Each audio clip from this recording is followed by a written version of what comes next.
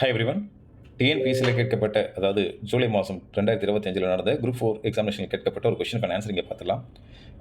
இது பார்த்தீங்கன்னா A:B 3:7 மற்றும் B:C 7:6 எனில் C மற்றும் A இவற்றின் விகிதம் காண்கன்னு சொல்லியிருக்காங்க. இந்த இடத்துல A:B என்ன கொடுத்துருக்காங்க 3:7. அடுத்தது B:C என்ன கொடுத்துருக்காங்கன்னா 7:6. இது ரொம்ப நல்ல விஷயம் என்னென்னா, சார் இங்கே பி அப்படிங்கிற சேம் லெட்டர் 7 அப்படின்னு சேம் நம்பராக இருக்கா? அப்போது பிக்கு 7 தான் கொடுத்துருக்காங்க அப்படின்னா அந்தந்த லெட்டருக்கு அந்தந்த நம்பர் சப்ஸ்டியூட் பண்ணால் போதும். அப்போது சி மற்றும் ஆகியவற்றின் விகிதம்னு கேட்கும்போது நம்ம வந்து அவங்க என்ன ஆர்டரில் சொல்லியிருக்காங்களோ அதே ஆர்டரில் தான் நம்ம எழுதணும். அப்போ C:A தான் நம்ம கண்டுபிடிக்கணும். அப்போ இந்த இடத்துல சிக்கு என்ன கொடுத்துருக்காங்கன்னா சிக்கு 6ங்கிற நம்பரை கொடுத்துருக்காங்க. அப்போ சிக்கு 6 போட்டுக்கலாம். ஏக்கு 3ங்கிற நம்பர் கொடுத்துருக்காங்க. இப்போ ஏக்கு பதிலாக 3 போட்டுக்கலாம். 6:3 நம்ம 2:1 கூட சொல்லலாம். ஸோ இதுக்கான ஆன்சர் வந்து பார்த்தீங்கன்னா ஆப்ஷன் டி 2:1.